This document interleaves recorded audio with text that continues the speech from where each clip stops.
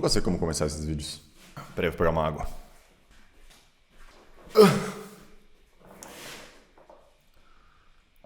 Pronto. Bom, hoje eu queria falar com você de uma coisa muito importante.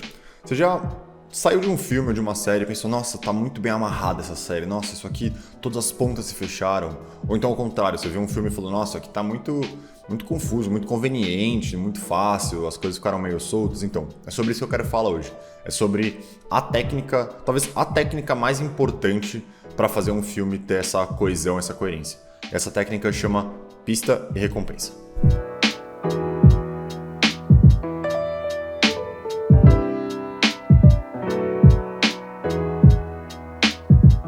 Primeira coisa, o que é pista e recompensa? Esse termo vem do inglês que a gente chama de setup e payoff, né? Que em português seria alguma coisa tipo preparação e desfecho.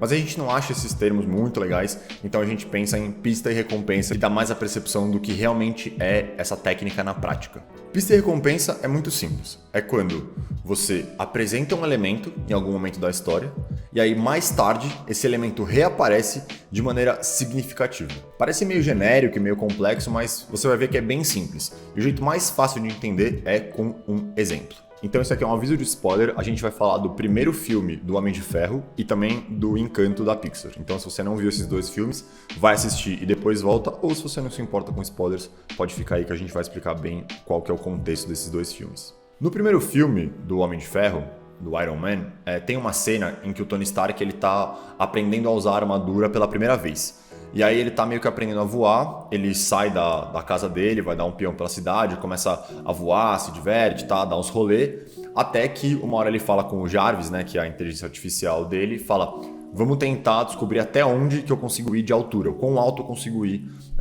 voando. E ele faz isso, ele vai indo até o limite, até o limite, até o limite, até que chega uma hora que a armadura dele congela, porque tá muito frio lá em cima, o sistema operacional para de funcionar, ele não consegue usar o jato dele, né, pra voar, ele começa a cair, parece que ele vai morrer, até que, claro, no último momento ele ativa e consegue sair voando. Então isso é uma cena que acontece ali na primeira metade do filme, né, no que a gente chama de 2A, é quando ele tá descobrindo os poderes dele, né, quando ele tá inventando o Homem de Ferro de fato. Essa é a pista.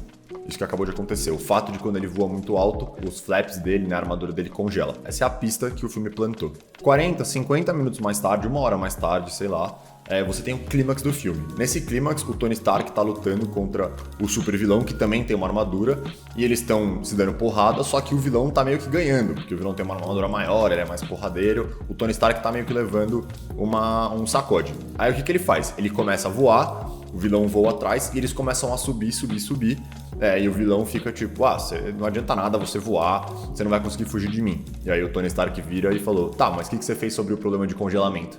E o vilão vira, qual o problema de congelamento?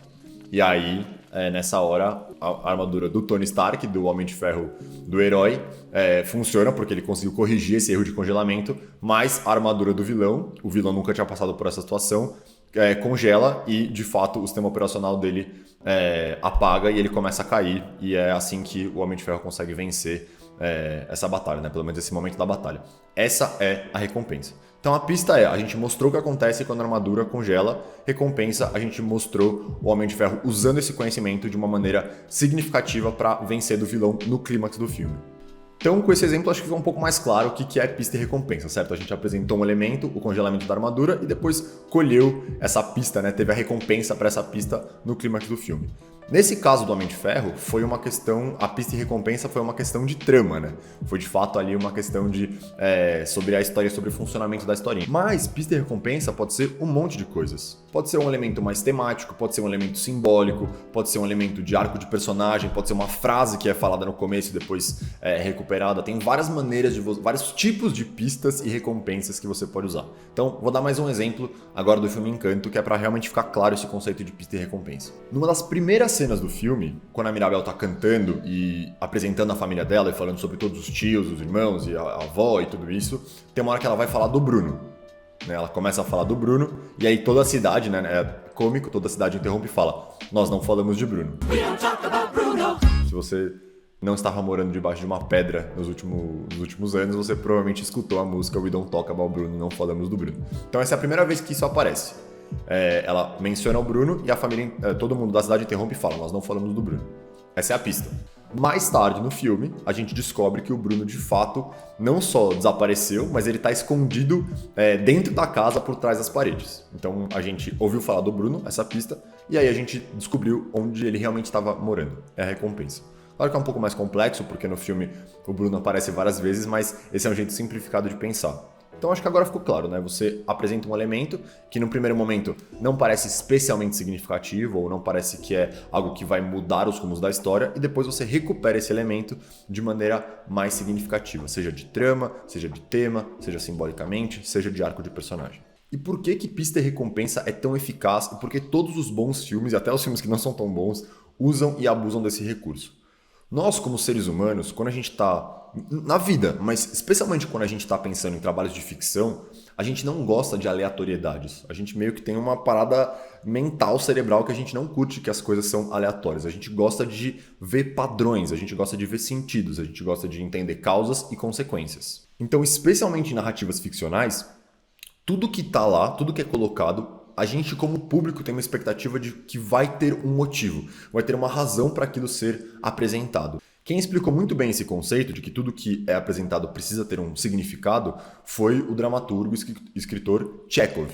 Você já deve ter escutado falar da arma de Chekhov. O que é isso? É uma frase, né? É um exemplo que o Chekhov dá para explicar justamente esse conceito. Ele fala assim: se você disser no primeiro capítulo que existe um rifle pendurado na parede, no segundo ou terceiro ele absolutamente precisa ser disparado.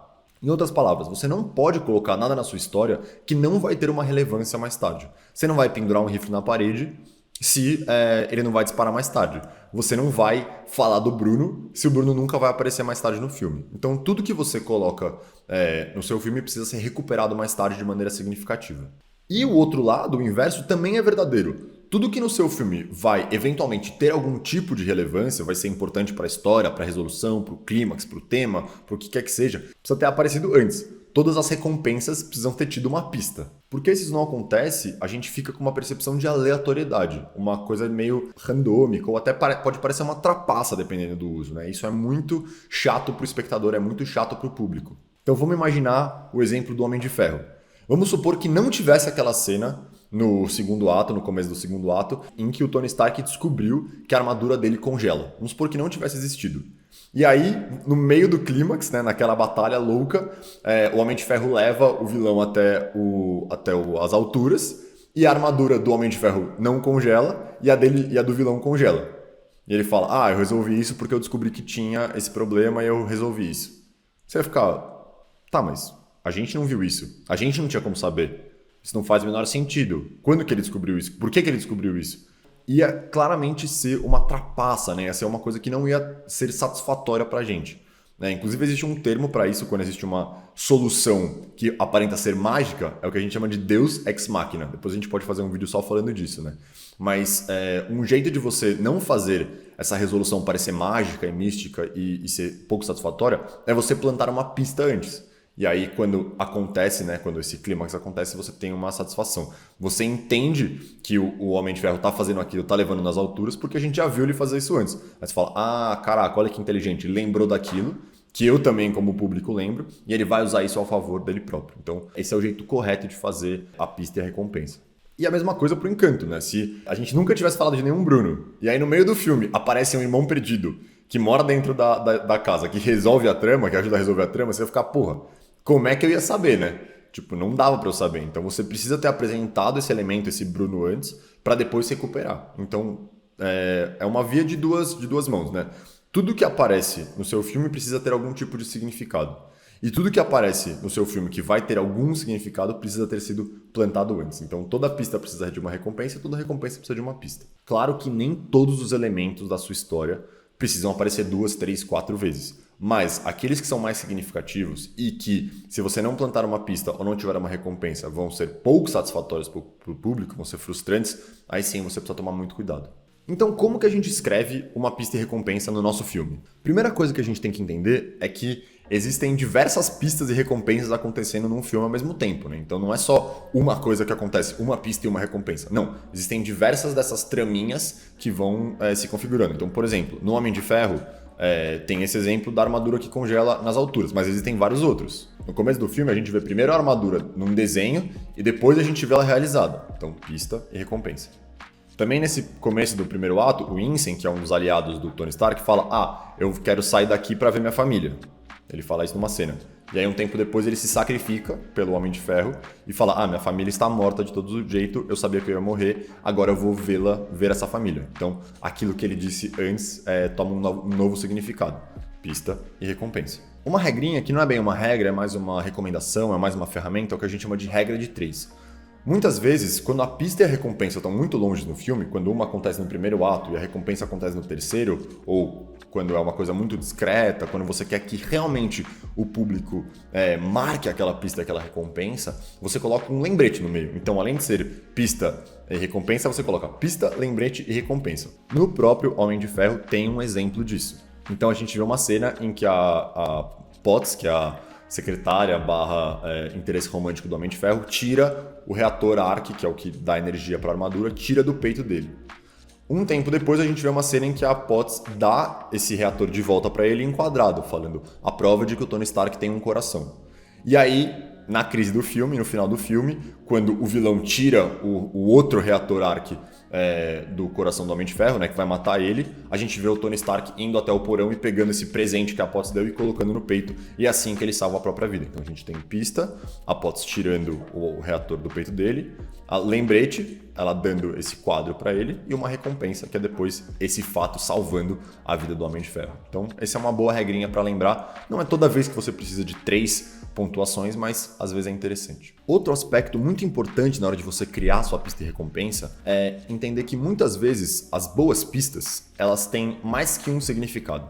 Porque às vezes você vê alguma parada num filme, numa série, você fala: claramente isso aqui vai voltar no final do filme. Então você vê, sei lá, um rifle na parede e você fala: claramente alguém vai pegar esse rifle e disparar.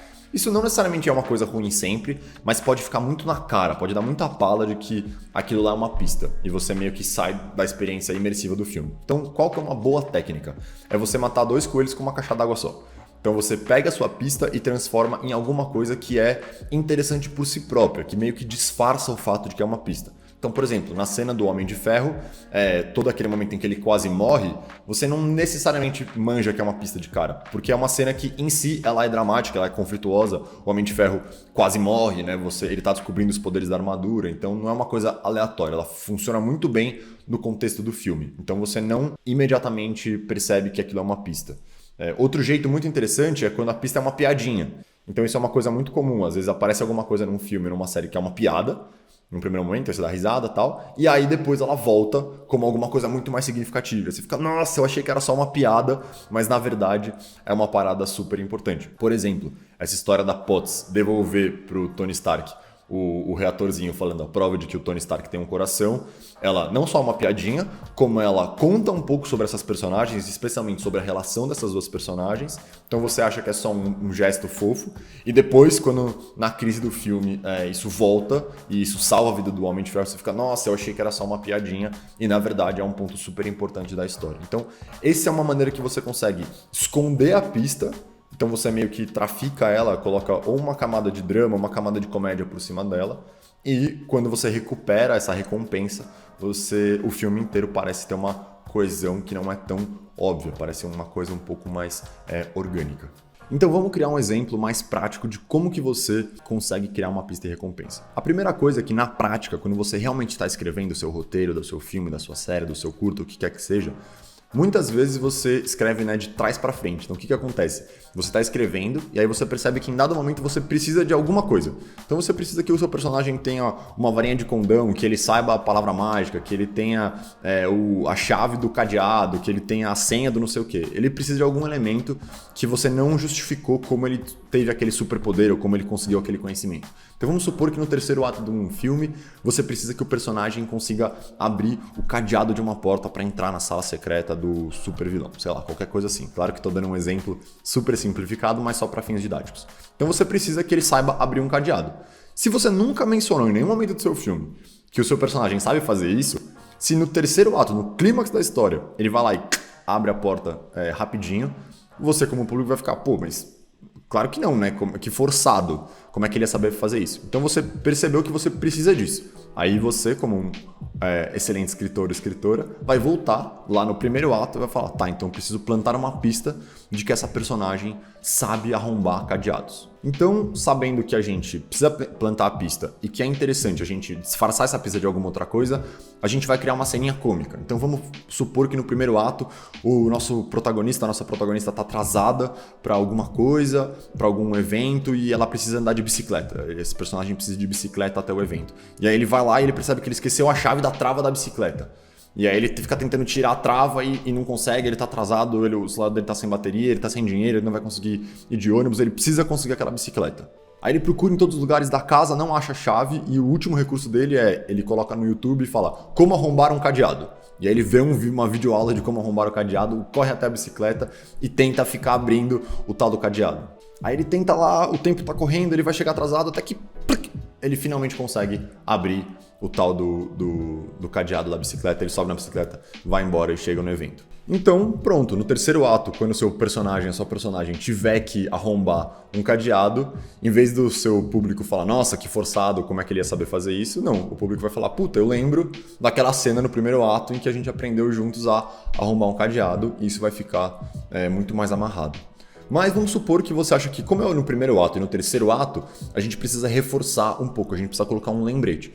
Então você volta para aquela primeira cena e, em vez dele conseguir de fato arrombar o cadeado da bicicleta, vamos supor que ele tenta, não consegue.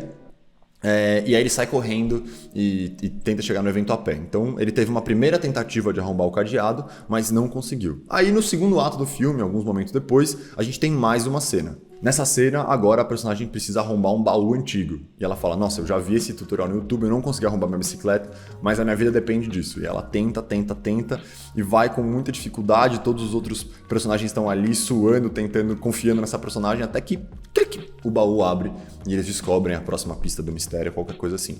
Então, agora você tem uma pista, que é a primeira vez que ela tenta arrombar um cadeado da bicicleta, um lembrete, que é essa personagem arrombando um baú secreto no meio do filme, e lá no terceiro ato, no clímax, a gente tem a porta que é arrombada e que finalmente resolve os problemas. E aí dessa vez agora você plantou e o filme vai parecer muito mais coerente, vai parecer muito mais orgânico. Claro que foi um exemplo muito bobinho, né? Provavelmente não seria tão didático assim, não seria tão claro assim, e você tem que mexer muito mais pauzinhos, mas espero que tenha ficado claro que a gente escreve de trás para frente como que a gente coloca essa regra dos 3 e também como que a gente disfarça essa pista para ela não ser tão óbvio. Então é isso, gente. Essa é uma das ferramentas mais importantes no repertório de um roteirista, de uma roteirista, uma coisa que a gente usa o tempo inteiro, de 1000 jeitos, em questões de trama, em questões de símbolo, em questões de... Às vezes é uma palavra que aparece no começo e aparece no final, então tem muitas maneiras de você usar essa pista e recompensa, tem maneiras mais sofisticadas e mais simples.